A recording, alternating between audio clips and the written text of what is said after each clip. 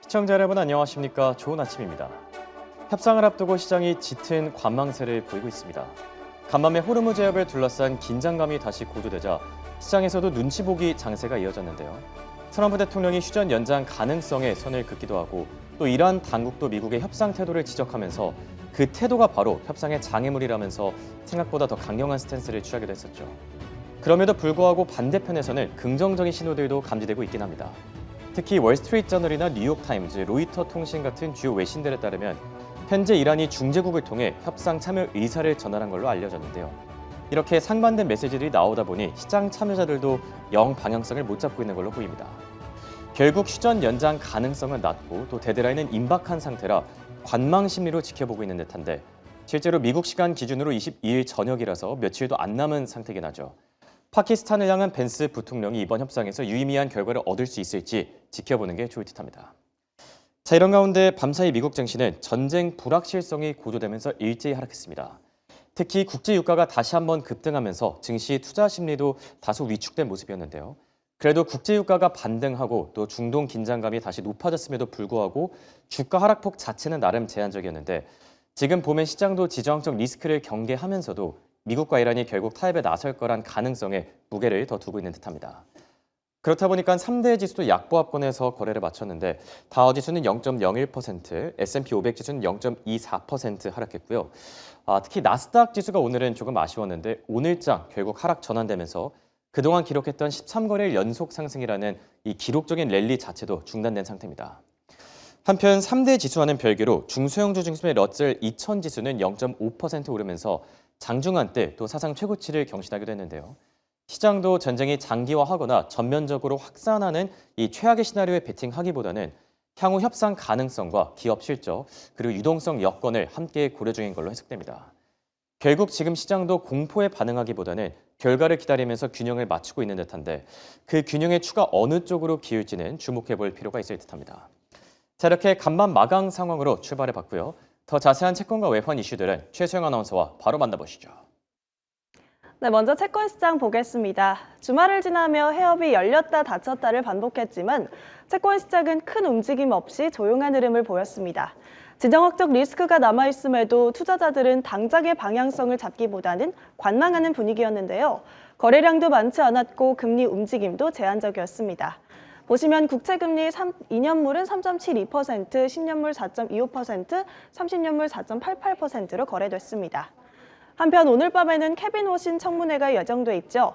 최근 연준 독립성에 대한 우려가 커진 상황에서 열리는 만큼 시장에 관심이 집중되고 있습니다.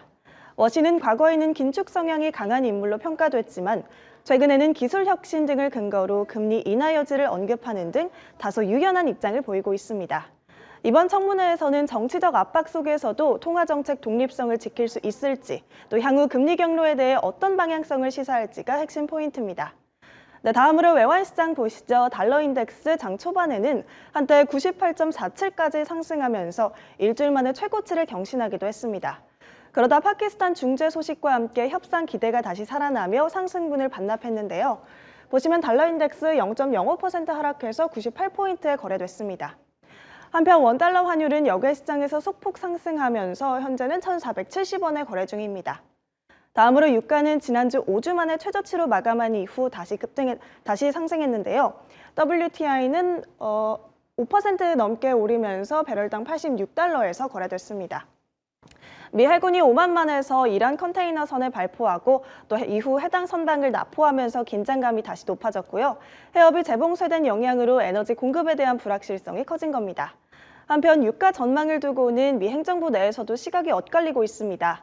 에너지부 장관은 해협이 다시 열리더라도 단기간에 가격이 안정되기는 어렵다고 본 반면 트럼프 대통령은 이 사태가 마무리되면 유가도 빠르게 내려갈 수 있다고 보면서 이를 정면으로 반박했습니다. 다음으로 금은 장 초반 일주일 만에 최저치를 찍은 뒤 낙폭을 일부 줄였습니다. 금 보시면 온스당 4,832달러에 거래되고 있습니다. 시장에서는 금 전망이 다소 약해진 상황인데요. 시티인덱스와 포렉스닷컴의 파워드 라차그자다 분석가는 양국의 갈등이 유가 상승과 달러 강세로 이어지며 결국 금 가격에는 부담으로 작용할 거라고 봤습니다. 마지막으로 비트코인은 이란발 갈등 긴장 고조 속에서도 강한 회복력을 보여주고 있는데 현재는 7만 6천 달러 선 방어에 나서고 있습니다. 유가나 주식 시장이 여전히 뉴스에 민감하게 움직이는 것과 달리 비트코인은 초기의 충돌 때 크게 흔들린 이후 최근에는 비슷한 뉴스에도 점점 반응이 줄어드는 모습입니다. 시장에서는 이런 흐름을 두고 암호화폐 시장이 지정학적 리스크를 이미 상당 부분 가격에 반영한 해석이라는 말이 나오고 있습니다. 지금까지 마감 시황 전해드렸습니다.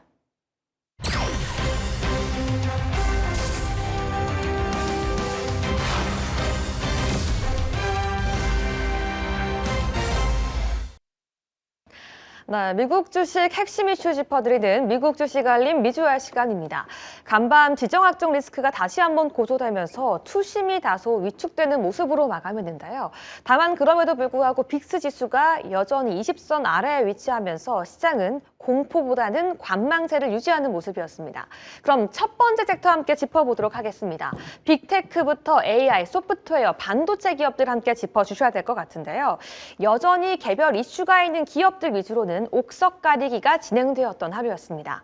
그럼 주요 기업들 하나씩 살펴보도록 하겠습니다. 첫 번째 기업은 가장 먼저 눈에 띄는 마벨 테크놀로지입니다. 5.85% 상승 마감했는데요. 알파벳 구글이 자사의 AI 모델 구동 효율을 높이기 위해서 마벨과 함께 AI 칩 설계를 이어가고 있다는 소식이 들려오자 주가는 급등 마감하는 모습이었습니다. 다음 기업도 함께 보겠습니다. 바로 테슬라인데요. 2.04% 하락 마감하긴 했지만 시장에선 긍정적인 소식이 전해지기도 했습니다. 그동안은 텍사스 오스틴에 제한되었던 로보택시 서비스가 댈러스와 휴스턴까지 전격 확대되었다라고 발표된 건데요. 운전기사 없는 모델 Y의 주행 영상까지 함께 공개되기도 했습니다. 다음 기업 함께 보겠습니다. 바로 애플인데요.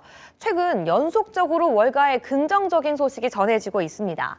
메모리 반도체 공급 부족 소식에도 불구하고 하이엔드 프리미엄 시장을 이끌고 있다고 평가했는데요. 골드만삭스의 긍정적인 분석이 눈에 띄었습니다.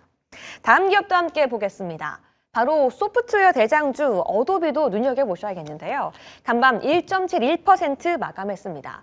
기업 고객을 겨냥한 AI 소프트웨어죠. AI 스위트를 출시했고요.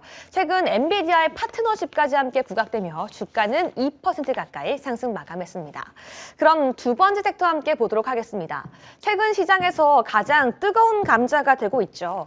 이 지정학적 위기 속에서 에너지부터 항공 섹터까지 함께 짚어보셔야 되겠는데요. 미국과 이란 사이의 갈등이 재점화되면서 WTI와 브렌트유까지 급등하는 모습 확인되고 있습니다. 그럼 주요 기업들의 흐름 함께 보도록 하겠습니다. 아메리칸 항공이 냉탕과 온탕을 오가고 있는데요. 국제 유가의 급등은 곧 비용 증가를 의미하죠. 이런 불안감으로 인해 주가가 4%대 하락 마감했는데요. 특징적인 핵심 이슈는 최근 시장이 열광했던 아메리칸 항공과 유나이티드 항공의 초대형 합병설에 대해서 완벽하게 루머라고 일축하며 시장의 투심까지 악화되는 모습이었습니다. 그럼 다음 기업도 보겠습니다. 바로 에너지 관련 기업인데요. 코노코필립스 같은 경우에는 유가 상승의 수혜를 누리며 0.36% 상승 마감했고요. 그 외에 유가 관련 종목들도 시장의 상승세 보이는 모습이었습니다. 다음 기업도 함께 보겠습니다. 자원 관련 기업 USA 레어어스인데요. 중요한 소식을 전했습니다. 바로 브라질에서의 히토류 광산 인수 소식을 전하면서 공급망 확보 기대감에 13% 넘는 급등세로 마감하는 모습이었습니다. 그럼 마지막 섹터 함께 보도록 하겠습니다. 굵직한 개별 모멘텀과 호재, 소식을 전한 개별 기업들 이슈도 함께 체크해 봐야 될 것 같은데요. 시장은 불안감이 커지기도 했지만 모멘텀이 있는 기업들에 대한 옥석 가르기가 이어졌던 하루였습니다. 그럼 주요 기업들 하나씩 살펴보시죠. 먼저 일라이릴입니다. 이제는 비만 치료제만이 아니라 공격적인 덩치 키우기에 나서고 있다고 월가는 분석하고 있는데요. 고성장하고 있는 분야죠. 혈액암 치료제 파이프라인을 강화하기 위해서 비상장 기업과의 M&A를 추진한다는 소식이 있었지만 간밤 주가는 시장의 흐름으로 인해 약세 마감하는 모습이었습니다. 반면 우주항공통신기업이죠. AST 스페이스 모바일은 악재에 휘말렸습니다. 간밤 주가가 5% 이상 하락 마감했는데요. 블루 오리진의 로켓에 탑재되었던 자사의 위성이 목표 궤도 안착에 실패하자 시장에서의 투심이 악화되는 모습이었습니다. 마지막 기업도 함께 보도록 하겠습니다. 개인 투자자들의 동향을 보여주는 기업이죠. 로빈후드가 0.58% 상승하며 최근 연속적인 상승 흐름 보여주고 있는데요. 미국 증권거래위원회가 개인 투자자들의 단타 트레이딩의 규정을 완화하면서 앞으로도 수익성이 강화될 거란 분석이 강해지고 있습니다. 이렇게 간밤에는 지정학적 리스크가 불거지기도 했지만 시장에서는 개별 호재와 이슈가 있는 기업들에 기민하게 반응하고 있는 상황이었는데요. 여기까지 미국 주식 알림 미주알 시간이었습니다. 네, 이제 이어서 리포트도 함께 확인을 해볼 텐데요. 최근에 이제 실적 시즌이 본격 개막을 한 만큼 그 안에서 월가에서는 브로드컴을 이 실적 시즌의 수혜주로 꼽고 있는 이 월가 IB 리포트들이 여러 나오고 있는 상황입니다. 그 안에서 벤치마크의 최신 리포트 함께 살펴볼 텐데요. 벤치마크 쪽에서는 브로드컴에 대해서 회계연도 2027년, 그러니까 올해 11월부터 내년 10월 정도의 기간까지 AI 칩에 대한 매출이 무려 1,000억 달러 목표를 달성이 가능하다라는 장밋빛 전망을 내놓고 있는 상황입니다. 우선 최근에 또 브로드컴, 메타와의 단연 간의 계약 소식이 나오기도 했죠. 단순한 칩 공급에 대한 계약뿐만이 아니라 네트워크 전반에 대한 협업 소식이 나오기도 했었는데요. XPU 전반에 대한 타임라인 그리고 칩 공급에 대한 가시성을 더욱 분명하게 해주는 뉴스다라고 설명을 하고 있습니다. 그리고 엔트로픽과 오픈AI도 컴퓨팅 용량을 더욱 확대하면서 여기에 따른 브로드컴의 칩 매출도 동반으로 강세를 보일 거다라는 전망을 내놓고 있는 상황인데요. 브로드컴 최근에 계속해서 주가 고공행진을 달리다가 간밤에는 1.7% 내림세를 보였습니다. 그럼에도 벤치메카에서는 매수 의견을 제시하면서 이 목표 주가도 상당히 크게 열어두고 있는 상황인데요. 400달러 후반대까지, 485달러대까지 상방을 열어두고 있는 상황입니다. 벤치마크 이외의 다른 투자은행들에서도 실적 발표의 탑픽으로 이 브로드컴을 꼽고 있는 IB 쪽도 많이 있었으니까요. 함께 확인해 보시면 좋을 것 같고요. 다음 장으로 넘어가서 부정 리포트 단도 함께 확인해 보도록 하겠습니다. 같은 반도체 종목이지만 퀄컴에 대해서는 월가에서는 조금은 어두운 시선도 함께 확인이 되고 있었는데요. JP모건에서 퀄컴, 이제 현지 시간으로 29일에 실적이 발표될 예정인데 지금 구간이 많이 내려와 있기 때문에 주가적으로 봤을 때 지금 저렴한 메리트가 있는 구간처럼 보이지만 지금 진입하는 거는 좀 위험하다라는 평가를 남기고 있습니다. 우선 퀄컴에 대해서 부정적 감시 대상이다라는 점을 남기고 있었고요. 이 부정적 감시 대상은 단기적으로 주가 하락에 대한 위험이 있는 종목, 그리고 실적 개선에 대한 전망이 불분명한 종목을 이렇게 JP모건에서는 부정적 감시 대상으로 꼽고 있는 상황입니다. 퀄컴이 그 해당 대상이다라는 점을 함께 언급하고 있었고요. 스마트폰 쪽에 대한 사업 둔화, 그리고 이 고객 의존도에 대한 문제도 너무 한쪽으로 치우쳐져 있기 때문에 이 부분도 리스크로 작용할 수 있다는 점까지 함께 담고 있습니다. 지금 이 스마트폰 칩 사업 쪽에 대한 매출이 22% 올 한 해 동안 감소할 걸로 전망을 하고 있었고요. 이익률마저도 31%대에서 26% 그리고 28% 정도까지 하향 조정될 수 있다는 점까지 함께 담고 있습니다. 실적에 대한 우려감이 담긴 리포트가 나왔고요. 퀄컴 간밤에는 1% 가까이 반등이 나와줬지만 전반적으로 봤을 때는 주가가 많이 내려와 있는 구간입니다. JP모건에서는 비중 확대해서 중립으로 투자 의견을 하향 조정하고 목표 주가도 추가적으로 내려잡았죠. 180달러 선에서 140달러까지 목표 주가를 하향 조정했습니다. 이렇게 해서 오늘은 긍정 리포트단 안에서 브로드컴 그리고 부정 리포트단 안에서는 퀄컴까지 함께 파헤쳐봤습니다. 지금까지 브랜베어 리포트 시간이었습니다. 자, 이번엔 주요 외신들의 헤드라인을 통해서 월가의 움직임을 체크해보는 월가를 움직인 뉴스의 시간입니다. 먼저 CNBC 헤드라인부터 체크해보시죠. 트럼프 대통령 휴전 연장 가능성이 낮다면서 해협 봉쇄를 계속 유지할 것이다라고 밝혔고요. 그리고 이란 외무부 쪽은 지금 미국의 태도가 바로 협상의 장애물이라면서 현재 모든 측면을 고려하고 있다면서 생각보다 강경한 스탠스를 계속 보여주고 있고, 마크롱 대통령의 경우에는 호르무즈 재봉쇄는 미국과 이란 모두의 실수라면서 지금 양측 신용을 모두 비판하면서 외교적인 해법을 찾아야 된다 촉구를 한 상태입니다.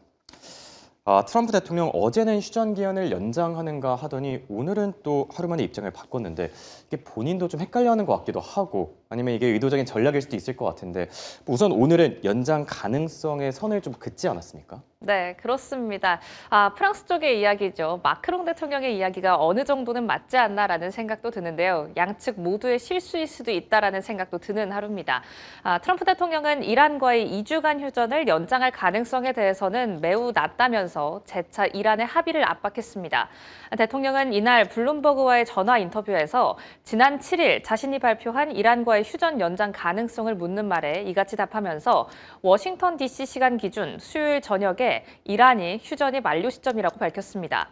그는 합의가 이루어지지 않을 경우 전투 재개를 예상하느냐는 질문에는 분명히 그렇게 예상한다고도 답했는데요. 트럼프 대통령은 이란이 핵무기를 포기해야 하며 이란이 보유한 농축 우라늄도 미국이 가져와야 한다라는 주장을 이어가고 있습니다. 여기에 이란의 해안 봉쇄 방침도 유지하는 모습이었습니다. 이란은 절박하게 그것이 열리기를 원하지만 나는 합의가 서명될 때까지는 열지 않을 것이라고 강조하기도 했고요. 직접 회담에 참석하고 싶지만 필요하지는 않을 것이라고 생각한다고도 덧붙이는 모습이었습니다. 이후 트루스 소셜을 통해서는 우리가 만들고 있는 합의는 버락 오바마 대통령 시절의 합의보다 나을 것이다라는 점을 언급하기도 했는데요. 트럼프 아래에서 합의가 이루어진다면 그것은 이스라엘과 중동뿐 아니라 유럽과 미국 그리고 모든 곳에 평화와 안보, 안전을 보장할 것이라고 말했습니다. 트럼프 대통령 과연 오바마 시절보다 더 나은 결과를 도출할 수 있을지 계속해서 두고 보셔야겠습니다. 네, 그러니까 결국 뭐 전 행정부를 이제 저격하면서 본인의 지지율도 좀 끌어올리려는 그런 의도로 풀이되기도 하네요. 네. 자, 다음은 월스트리트 저널 헤드라인 함께 보시죠. 이란이 중재국을 통해 2차 협상 참여 의사를 밝혔다라는 통신이 이제 보도가 또 나왔고요. 그리고 파키스탄과 이란의 외무부 쪽이 이틀 연속 통화를 가지면서 협상 조율 가능성을 지금 시사하고 있는데 지금 또 보면은 지금 또 좋은 이야기들도 이렇게 한편에서 들려오고 있는 모습이고요. 또 트럼프 대통령 2차 협상에 벤스 부통령의 참석을 확인했다면서 파키스탄에 곧 도착할 거라고 밝혔습니다. 이번에도 만약에 노딜이면 사실 트럼프뿐만 아니라 벤스 부통령도 좀 타격을 입을 가능성이 있는데 과연 좀 이번에 벤스 부통령이 해결사 역할을 좀 자처할 수 있을지 지켜봐야 될 듯합니다. 자, 이란이 중재국을 통해서 2차 협상 참여 의사를 밝혔다. 이게 사실 뭐 공식적으로 픽스된 그런 내용은 아니고 익명의 소식통을 통해서 나왔던 이제 이른바 카더라 통신인데 네. 그래도 이런 얘기들이 들리는 것만으로도 좀 긍정적이라고 볼 수 있겠죠. 그렇습니다. 여러 가지 헤드라인에서 좀 확인을 할 수가 있듯이 파키스탄과 전화를 해서 이런 결과가 나온 것인가라는 생각도 좀 들기도 하고요. 그래도 일단 체크를 해볼 만한 점은 이란 측에서 좀 긍정적인 소식이 들려오고 있다라는 점입니다. 미국이 이란과의 종전 협상을 위해서 파키스탄으로 향하는 가운데 이란도 21일 협상단을 보낼 것으로 전해졌습니다. 이란 정부는 지금까지는 2차 협상단을 보낸다고 공식적으로 인정하지는 않고 있는데요. 월스트리트 저널에 의하면 이란이 미국과 2차 회담을 위해서 21일 파키스탄 수도 이슬라마바드에 협상단을 보낼 것이라고 지역 중재자들에게 말했다고 보도가 나왔습니다. 2주 휴전 시한인 21일 직전 미국과 이란이 전격적으로 마주 앉을 수도 있다는 전망도 등장하고 있는데요. 뉴욕타임즈도 이에 이어서 1차 종전협상 대표였던 모하마드 바게르 갈리바프 이란 의회 의장이 참석할 것이라고 전하기도 했습니다. 앞서 말씀드린 것처럼 현재까지 이란은 공식적으로는 협상에 참석한다고 발표하진 않았습니다. 오히려 미국에 대한 불신을 드러내면서 협상 전망을 약간은 갈팡질팡하게 하고 있는데요. 이날의 X에 대한 언급도 한번 체크를 해보시면 좋을 것 같습니다. 이란 대통령은 X에 미국 정부에 대한 깊은 역사적 불신이 여전히 남아있다라고 하면서도 앞서 확인해봤던 헤드라인 통해서 체크를 해봤듯이 파키스탄과의 대화는 계속해서 이어가고 있습니다. 이런 가운데 트럼프 대통령은 여전히 협상 전망을 긍정적으로 보고 있습니다. 앞서 첫 번째 이슈에서 전해드렸죠. 트루스 소셜에는 합의를 체결하는 데 어떠한 압박도 받고 있지 않으며 모든 것은 비교적 빠르게 벌어질 것이라고 말하고 있다는 점도 체크해 보시기 바랍니다. 네, 지금 뭐 협상 데드라인이 코앞으로 다가온 만큼 미국도 그렇고 이란도 그렇고 여러 가지 의견들이 나오고 있습니다. 종합적으로 좀 잘 팔로우하실 필요가 있어 보이고요. 끝으로 블룸버그 통신의 헤드라인 체크해 보시죠. 케빈 워시, 연준의 독립성을 약속하면서 통화 정책에만 집중하겠다라고 밝혔고요. 이란 대통령은 트럼프 행정부를 저격하면서 약속을 준수해야 된다라고 강조를 했고 또 트럼프 대통령 종전 즉시 휘발유 가격이 정상화될 거라고 밝혔는데 글쎄요. 정상화 바로 될 수 있을까요? 현사 아나운서. 조금은 어렵지 않을까 싶지만 트럼프 네. 대통령은 항상 희망적인 말을 많이 내놓는 것 같습니다. 맞습니다. 뭐 지금 갤런당 한 4달러 수준으로 거래가 되고 있긴 한데 이게 빠르면 올해 안에 3달러로 떨어질 것이다. 이렇게 내다보고 있는 건데 그 부분은 좀 국제유가의 추이를 보면서 예측해 볼 필요가 있어 보이긴 하네요. 자, 케빈 워시 이제 오늘 밤 인사청문회가 진행이 될 텐데 하루 앞두고 좀 결연한 의지, 뭐 각오를 좀 드러내는 모습들이 있었어요. 마지막 이슈 전해주시죠. 네, 케빈 워시를 끝으로 마지막 이슈 한번 정리해 보도록 하겠습니다. 연준의 차기 의장 후보자죠. 케빈 워시가 연방 상원 인사청문회를 앞두고 트럼프 대통령의 기준금리 관련 발언이 통화정책 독립성에는 해가 되지 않는다라는 입장을 밝혔습니다. 워시는 미국 연방 상원 은행위에 사전 제출한 21일 인사청문회 모두 발언문에서 선출직의 공직자들이 금리에 대한 견해를 밝히는 게 통화정책에 대한 운영 독립성을 특별히 위협한다고 보지는 않는다며 연준의 독립성은 통화정책의 운영에 있어서 최고 수준에 있는 상황이라고 평가했습니다. 워시는 21일 미국 연방상원은행위에서 청문회를 갔는데요. 민주당 의원들은 그가 트럼프 대통령의 금리 인하 요구에 따라 통화정책을 끌고 갈 수 있다며 강한 압박을 예고하기도 한 상태죠. 신고한 자산 내역이 불투명한 점도 공격 대상이 될 수 있을 것으로 보입니다.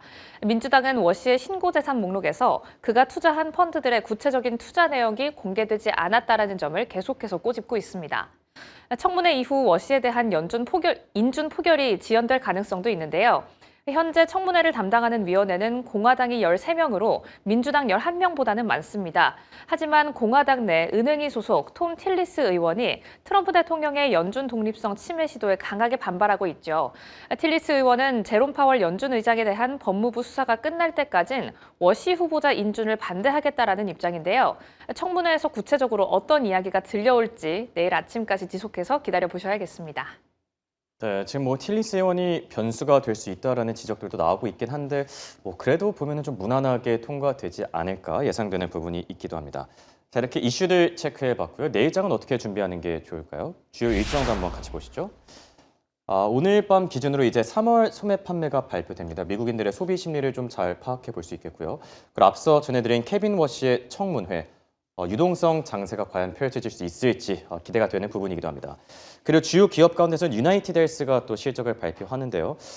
최근 주가 흐름이 좀 많이 좀 고전하고 있는 상태긴 하죠. 이번 뭐 실적을 계기로 좀 반등 모멘텀을 마련할 수 있을지 지켜보는 게 좋을 듯합니다.